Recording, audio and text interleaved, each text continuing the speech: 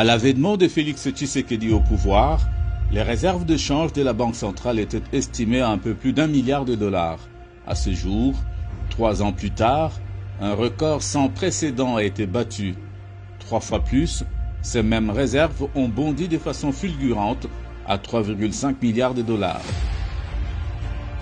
Le ministère des Finances n'a pas fait dans la dentelle, avec plus de recettes engrangées, moins d'évasion fiscale enregistrée. L'État congolais s'est définitivement rangé sur une rampe de lancement afin de remettre l'économie sur les rails. Question: comment traduire ces bénéfices dans le quotidien du Congolais et pourquoi les plus démunis d'entre eux ne les ressentent pas encore?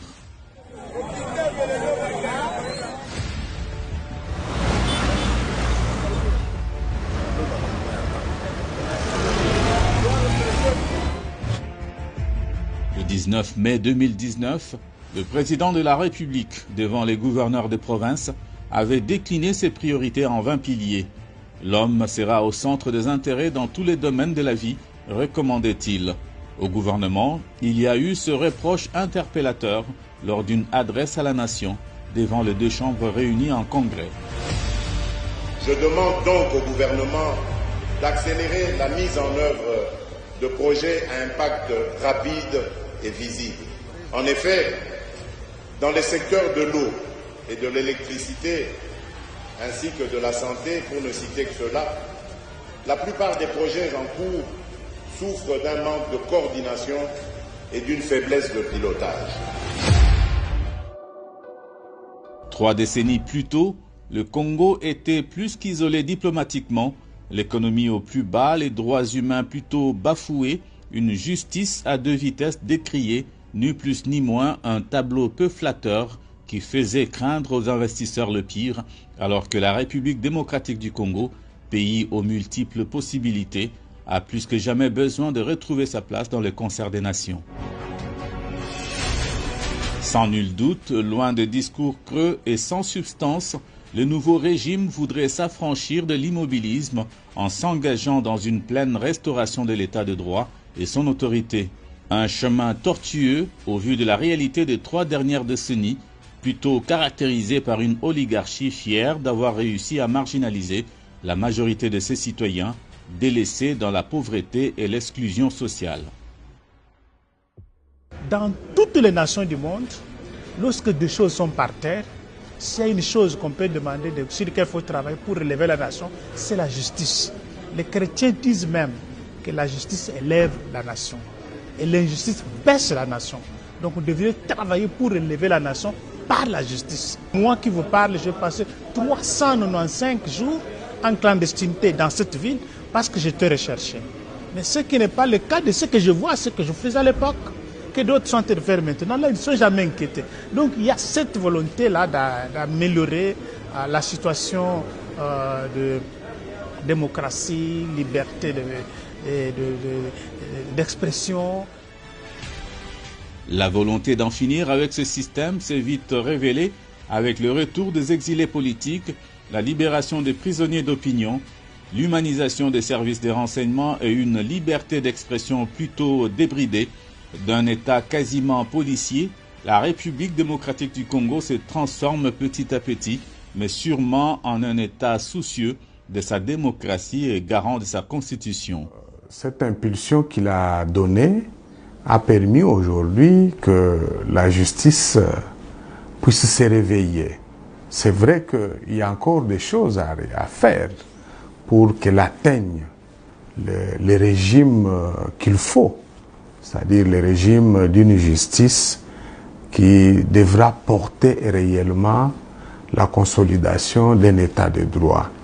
Mais 3 ans après, nous avons vu des magistrats, certains magistrats, prendre conscience du fait qu'ils sont indépendants et que cette indépendance qui est décrétée dans la Constitution ne doit pas être quelque chose à leur servir sur un plateau en or, mais c'est un état d'esprit qu'eux-mêmes doivent développer.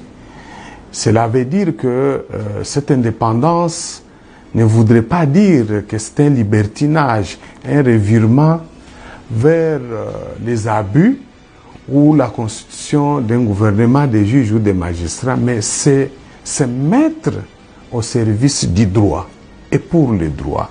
Se sentir être dans un devoir, d'avoir le devoir de ne servir que les droits, et cela passe par leur engagement dans la lutte contre la corruption sous toutes ses formes. L'administration de la justice est un des attributs régaliens de l'État.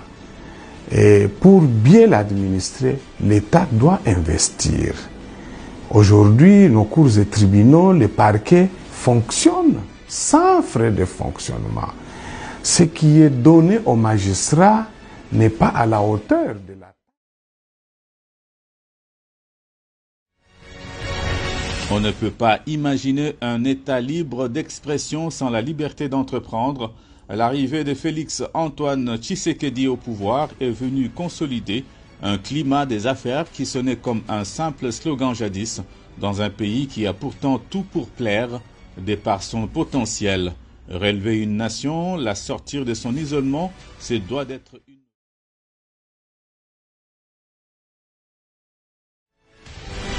Il est important quand même qu'on fixe les gens sur la question du climat des affaires. Simplement, c'est ce que j'appelle un ensemble des efforts, un ensemble des facteurs d'ailleurs qui sont fournis dans différents secteurs. Je peux appeler les secteurs politiques, les secteurs sociaux, les secteurs touristiques, les secteurs économiques, les secteurs judiciaires, les secteurs administratifs. Ces différents efforts qui sont fournis pour rendre viable ce que j'appelle une sorte de cadre pour qu'un opérateur économique se sente à l'aise avec des règles transparentes afin qu'elles puissent aujourd'hui se mettre en place. Et ces différents facteurs font en sorte qu'on juge qu'un pays a un climat des affaires assaini ou un climat des affaires complexe ou un climat des affaires qui pose problème. Aujourd'hui, lorsque vous regardez les différents efforts qui sont fournis sur la question du climat des affaires, quels sont ces efforts? On a une feuille de route d'ailleurs qui a été validée au niveau du gouvernement, et cette feuille de route a conduit à des assignations au niveau des différents ministres afin que ces ministres puissent se dire à l'horizon 2022, à l'horizon 2023, que différents secteurs soient assainis, qui par une réduction d'une taxe, qui par une insertion d'une loi, qui par une prise de décision, afin qu'un opérateur économique se dise « je peux venir investir dans ces pays ». Grâce à cette volonté, l'amélioration du climat des affaires ainsi que la promotion de l'entrepreneuriat deviennent une réalité. La confiance renaît, du coup, ouvrant petit à petit des brèches aux nouveaux investissements étrangers et à l'entrepreneuriat local. Hier, nous avons quand même une sorte d'image ternie du pays. Beaucoup d'entreprises ne savaient pas venir parce qu'en fait, il y avait quelques barrières. Il est important de savoir que Son Excellence Monsieur le Président de la République, comme premier VRP, parce qu'en fait c'est lui qui parle d'abord du pays, devait s'appuyer sur une structure technique qui, elle, fait tous les jours ce métier-là. Et chaque fois qu'on partait avec lui, et chaque fois qu'on part avec lui d'ailleurs, nous présentons les opportunités. Nous disons que nous sommes attractifs. Est-ce que vous savez qu'il y a certains pays qui ne savaient pas que nous avons la loi sur le partenariat public-privé? Est-ce que vous savez qu'il y a certains pays qui ne savaient pas qu'on pouvait avoir un guichet unique de création d'entreprise? À la faveur de toutes ces missions avec Son Excellence Monsieur le Président de la République, des portes nous ont été ouvertes parce que nous nous sommes appuyés sur sa caution morale pour que les gens nous disent « on peut vous recevoir » parce que le Président de la République fait de la question de la promotion des investissements et du climat des affaires parmi les chevaux de bataille les plus importants. Je suis allé dans un pays et il y a un opérateur économique qui m'a dit « nous croyons en votre pays parce que votre président a de l'engagement sur les questions du climat des affaires ». Travailler à l'amélioration du climat des affaires ne peut pas rimer avec le retour de la RDC sur la scène internationale, briser l'isolement diplomatique dont le pays a hérité après une trentaine d'années de léthargie et de rejet, s'avérait une priorité incontournable. La réhabilitation de l'image de la diplomatie congolaise a un prix pour une opinion publique nationale longtemps flouée. Les sorties multiples du président de la République à cet effet ne pouvaient que susciter interrogations et inquiétudes. Dès son accession au pouvoir, il a compris que la diplomatie peut jouer un rôle important dans le développement du pays. Voilà pourquoi il a lancé le concept de diplomatie de développement. Le président de la République pense que si on a des bons diplomates, si le pays existe à l'international, ça peut contribuer en grande partie à ramener des investissements, à la création des entreprises et donc au développement du pays. Parce qu'il est convaincu, lui, le président de la République, qu'on ne peut pas se développer en solitaire, en autarcie. Il faut toujours, avec les autres, faire avancer les choses en communauté, en groupe. Pour implémenter cette vision des diplomaties de développement, il fallait d'abord que le pays revienne sur la scène internationale. Parce que le pays n'a pas existé. Les 20 dernières années, vous avez remarqué que c'est d'autres pays qui prenaient la parole à notre place, qui représentaient la RDC à l'international. On n'avait pas de diplomates, les gens ne partaient pas aux réunions internationales. Et donc, le président a dit, les Congolais doivent revenir et prendre en charge leur destinée, leur pays. Voilà pourquoi, aujourd'hui, vous voyez des retombées. Le président a fait plusieurs sorties à l'international et les investissements commencent à venir, l'économie commence à se redresser et des chefs d'État étrangers commencent à venir. Il y a des invitations de plusieurs chefs d'État qui veulent venir ici. Parce que des Congolais, aujourd'hui, demandent pourquoi le président fait plusieurs sorties. Mais en même temps, ils vont constater que cette année et l'année prochaine, il y aura d'autres chefs d'État qui feront plusieurs sorties ici pour venir signer des accords. Donc, il n'est pas sorti pour rien en aller simple, non. Il est sorti pour aller remettre le pays là où il doit être. C'est des signaux forts qui montrent que le pays commence à reprendre sa place. On a eu le président turc et le président Erdogan ici. On aura d'autres grands leaders de ce monde qui viendront couronner l'action du chef de l'État en retour, parce que lui, il a été là-bas. Et le président a des invitations dans le monde entier. Ce n'est pas qu'il sort pour son plaisir, non. Il y a des invitations en Inde, il y a des invitations en Chine. Le président chinois a invité notre président à visiter la Chine. Il y a des grands de ce monde qui veulent parler avec notre président et comprendre les enjeux. Vous êtes sans savoir que le pays joue un rôle stratégique dans sa situation géographique, dans sa configuration actuelle, par ses richesses du sous-sol. Ça, on ne peut pas se cacher. Donc, les enjeux du prochain millénaire se joueront dans notre pays et nous devons être à la hauteur. Et le président a compris, voilà pourquoi il travaille plus à l'international dans ce secteur-là. Nous comprenons l'impatience des Congolais parce qu'on est au fond du trou. Et quand le président arrive, il a trouvé le pays nulle part. Le pays était dans la rue. Et donc, il y a un travail qui doit être fait pour remettre le pays, pour qu'on nous prenne à nouveau au sérieux, pour respecter notre parole, nos accords. Et après, il y aura des résultats. Mais aujourd'hui, au bout de 3 ans de cette action, force est de constater que le pays est en train de se redresser. Pour un pays qui mise sur les jeunes, on se doit d'aller au-delà des simples promesses. La jeunesse est l'avenir de demain, dit-on. L'éducation, la formation et l'emploi se doivent d'être les maîtres mots dans un pays où, numériquement, ils sont majoritaires. Avec la problématique liée à l'autonomisation de la femme, la promotion des jeunes devient une nécessité absolue dans une société où ils ont été longtemps négligés, marginalisés. La jeunesse constitue 60% de la population. La jeunesse est donc une priorité. Voilà pourquoi le programme du gouvernement de son Excellence Monsieur le Premier ministre Jean-Michel Sama Lukonde a prévu dans le pilier 14 l'autonomisation et la promotion de la jeunesse. Et dans cette autonomisation, nous avons pensé d'abord à relancer la promotion de jeunes à travers l'entrepreneuriat par la mise en place d'un programme national de promotion de l'entrepreneuriat qui constitue en fait à la formation de la jeunesse, mais également à un soutien accordé aux jeunes à travers les différents mécanismes nationaux et internationaux. Il y a également la question liée à l'insertion socio-professionnelle de jeunes à travers nos centres d'insertion qui sont en train de subir aujourd'hui, il faut le dire, une cure de réhabilitation et d'équipement aussi. C'est pour permettre à ce que les jeunes aient des bonnes capacités à faire face à tout le besoin d'emploi. Et pour finir, c'est la promotion de l'éducation citoyenne auprès des jeunes. Promouvoir la jeunesse, la préparer à gérer son futur, c'est aussi relever le défi d'une société qui neutralise en amont les germes de la corruption et de toutes sortes d'antivaleurs qui y ont élu domicile. Les degrés des antivaleurs que nous avions trouvés et nous a pratiquement révoltés. Donc nous avions atteint des proportions trop élevées. On s'est dit il fallait vraiment adopter une méthode de choc. Nous avions déjà dénoncé les détournements des deniers publics de l'Équateur, les détournements des fonds destinés à la construction du gouvernorat de l'Équateur. Nous avions dénoncé les baleinières qui ont été donnés par la société Sodeform à la province de l'Équateur, qu'on a détourné, des maisons qui ont été détournées. Il y a un rapport. Ça fait aujourd'hui près de 10 mois sous la table du procureur général près la Cour de cassation, établissant le fait de mégestion. Donc c'est la première province. Il s'en est suivi la ville de Kinshasa. L'année passée, vers le mois de juillet, août, nous avions contrôlé la ville de Kinshasa. Mais malheureusement, je le dis toujours, ce contrôle a porté sur une courte période parce que le gouverneur qui est là, venait d'arriver à peu près à 7 mois. Donc nous avions contrôlé sa gestion débutant. Mais le gros des contrôles était porté sur, au fait, ses prédécesseurs. Mais nous avions relevé au cours de ces contrôles un certain nombre d'anomalies et la ville de Kinshasa nous a demandé 6 mois pour corriger ces anomalies. Nous avions mis ça à la disposition de la ville de Kinshasa comme recommandation. Nous avions demandé qu'on améliore.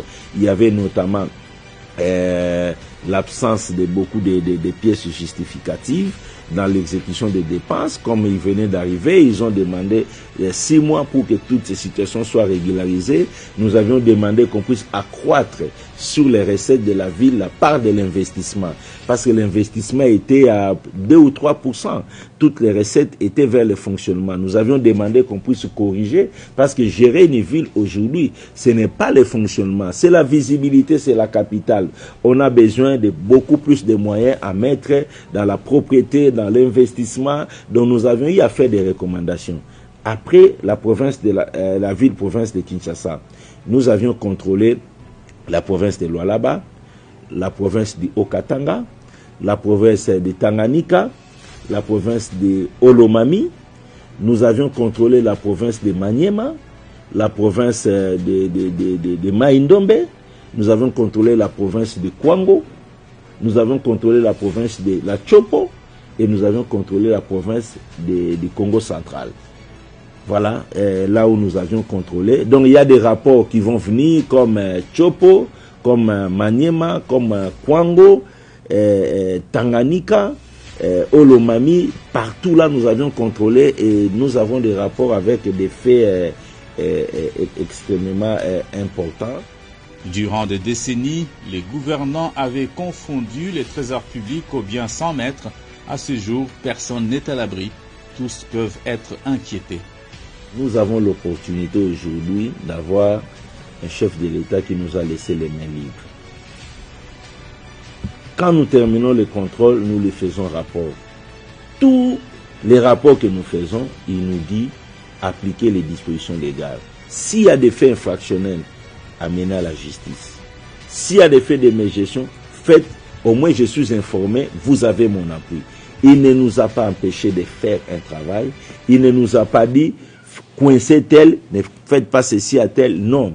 En tout cas, là, vraiment, c'est un acquis. Et moi, je dois m'estimer erré d'être un inspecteur général chef de service qui a bénéficié, qui bénéficie de cet appui et qui bénéficie de cette liberté de la part de ma hiérarchie de faire le travail, mais dans le respect des lois et règlements de la République. On a eu à faire procès CECOP, on a procès BCECO, on a procès OCC. C'est vraiment pour nous un grand acquis, un grand résultat.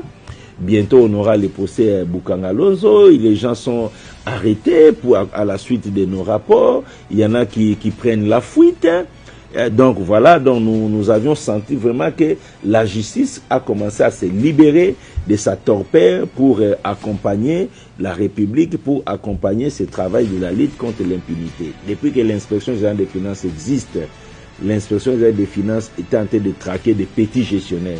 Ce que nous appelons petits gestionnaires, ce sont les comptables publics, ce sont des directeurs financiers. C'est seulement dans les mandats de son Excellence Félix Antoine Tshisekedi Tshilombo que les grands gestionnaires sont traqués. Par grands gestionnaires, j'ai dit les mandataires publics, les DG, les membres du gouvernement et les gouverneurs. Il a donné la liberté à l'inspection générale des finances d'atteindre ce niveau-là parce que les antivaleurs étaient vraiment un niveau inqualifiable.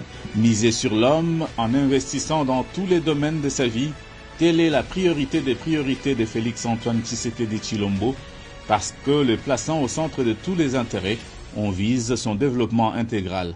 Certains l'ont vite compris, tels les efforts aujourd'hui déployés en vue de la révalorisation de la fonction publique.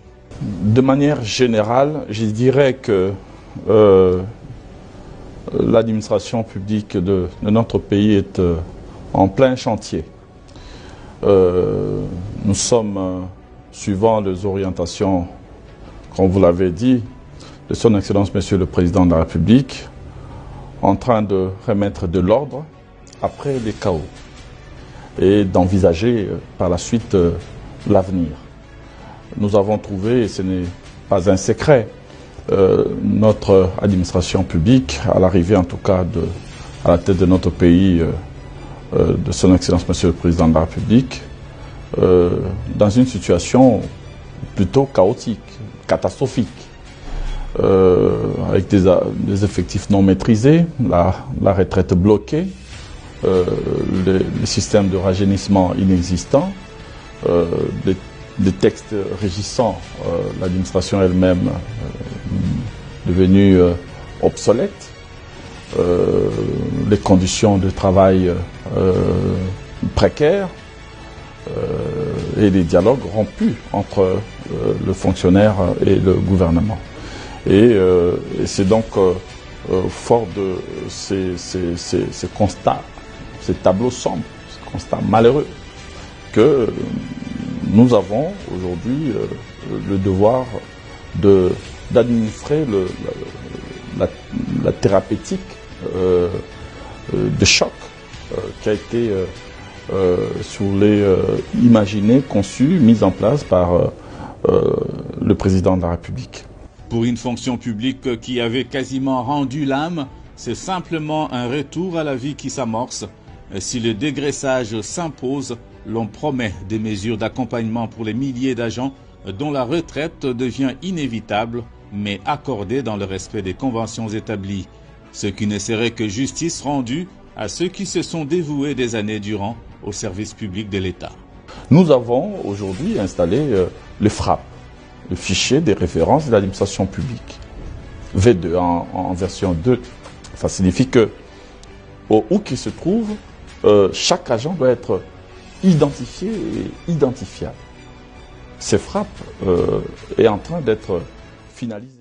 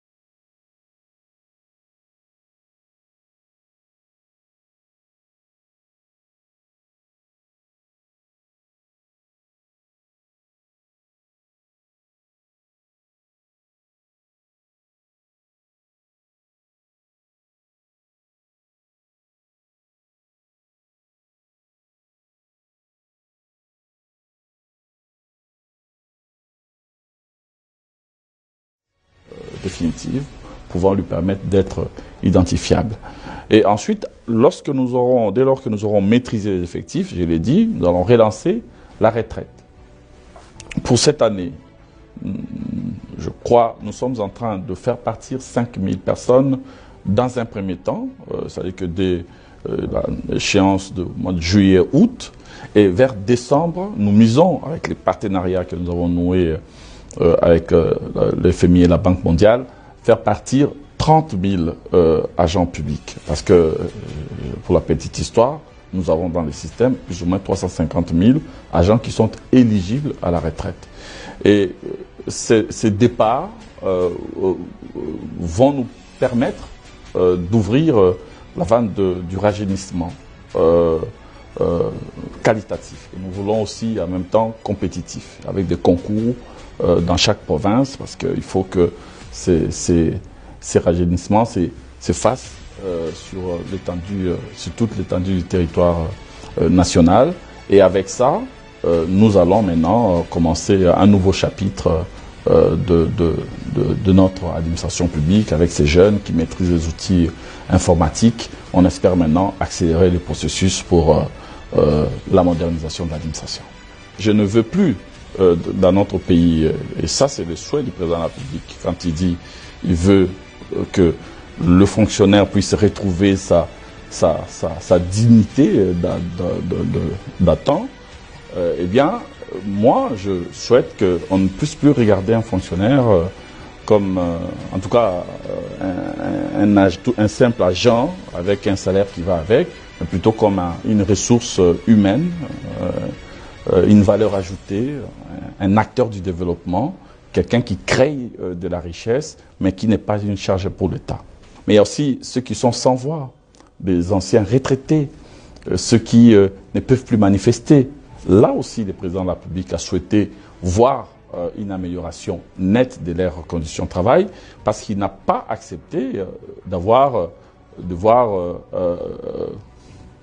un retraité qui a servi l'État toucher une modique somme de 8 000 francs dans notre pays.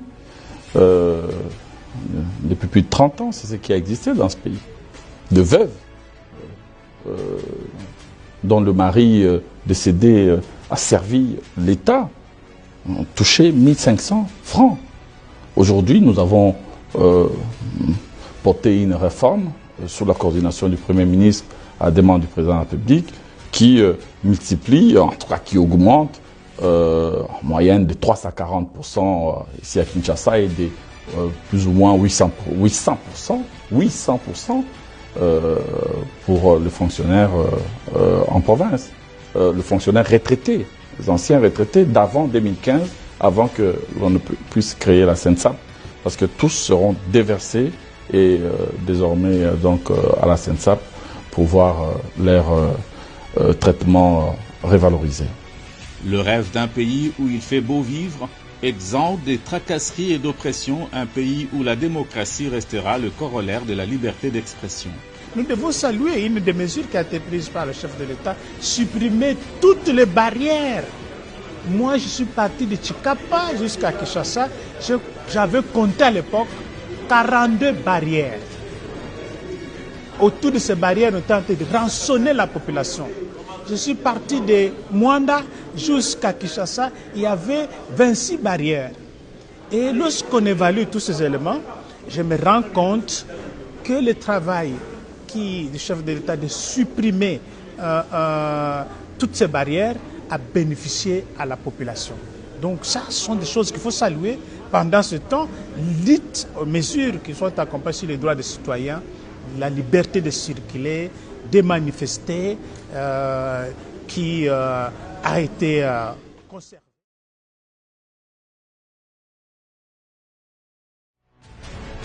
Il y a eu la libération de tous les prisonniers politiques et d'opinion. Et aujourd'hui, j'entends les gens dire qu'il y a des prisonniers d'opinion. On doit faire très très attention. À mon avis, aujourd'hui, il n'y a pas de prisonniers politiques ou d'opinion dans nos prisons. Il y a tout simplement des personnes condamnées pour des faits de droit commun. Ceux qui sont rentrés bénéficient aussi de l'ouverture de cet espace qui permet à ce que personne ne puisse être réprimé, poursuivi pour avoir tout simplement critiqué la gestion de la République. Mais la critique doit se faire en tenant compte des propos. Il ne faut pas que ce soit des propos qui poussent les autres, qui incitent les autres à la haine tribale, haine ethnique, ou qui poussent les gens à la violence. L'espace d'expression des libertés des citoyens est ouvert. Ça, je dois le confirmer. C'est vrai, nous c'est ça le travail, nous observons et nous avons des éléments objectifs qui nous permettent de le dire. Pourquoi? Parce que contrairement à ce que les gens pensent, que dans une démocratie, la démocratie veut dire que vous pouvez vous réveiller le matin, vous allez sur le boulevard du 30 juin, vous êtes une dizaine, vingtaine ou une centaine, vous commencez avec une marche, vous empêchez les autres. Non, pas du tout. Le président Félix est au pouvoir.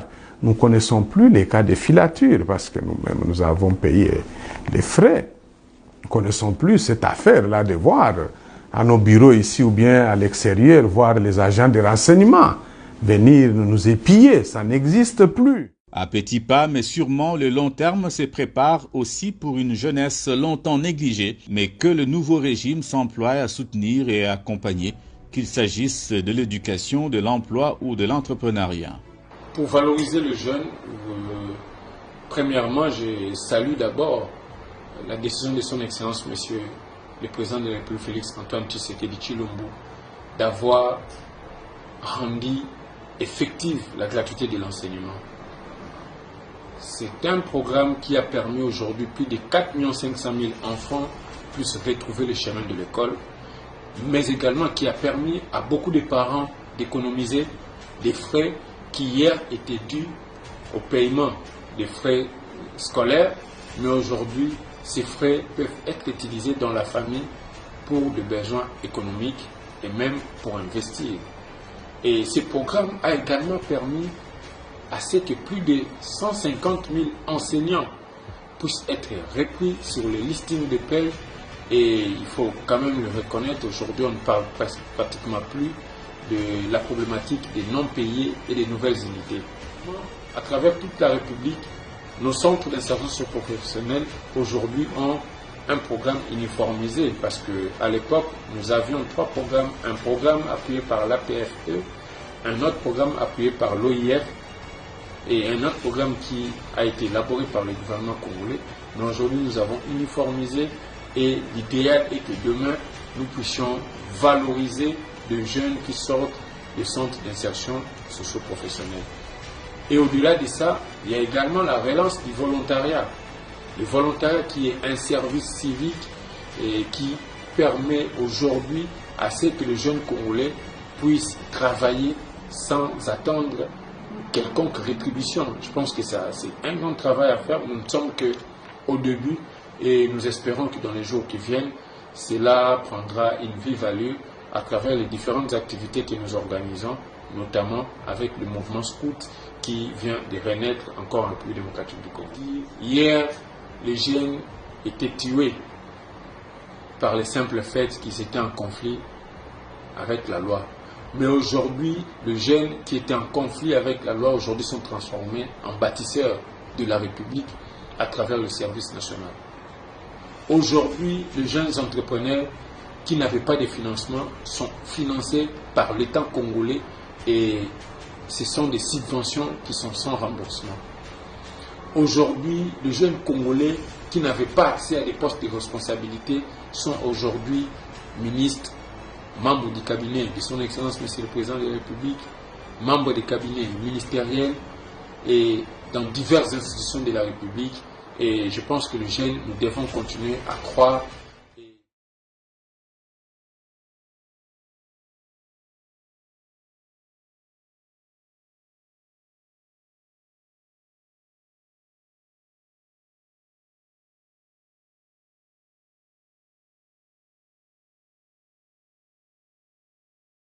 Jeune.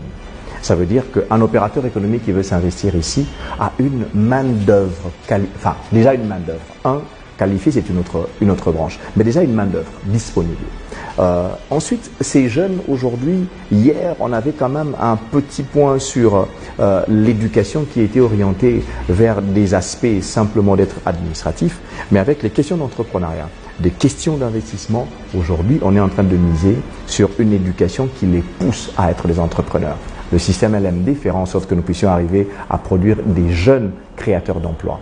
Au-delà de ça, les locaux, c'est-à-dire les nationaux, mes compatriotes, lorsqu'ils ont besoin de pouvoir créer l'entreprise, ils puisent dans la jeunesse congolaise en se disant: est-ce que je peux trouver un bon juriste, un bon économiste, un bon menuisier, un bon maçon? Est-ce que je peux trouver un bon médecin? Un certain nombre de choses. Et ça, c'est un élément important.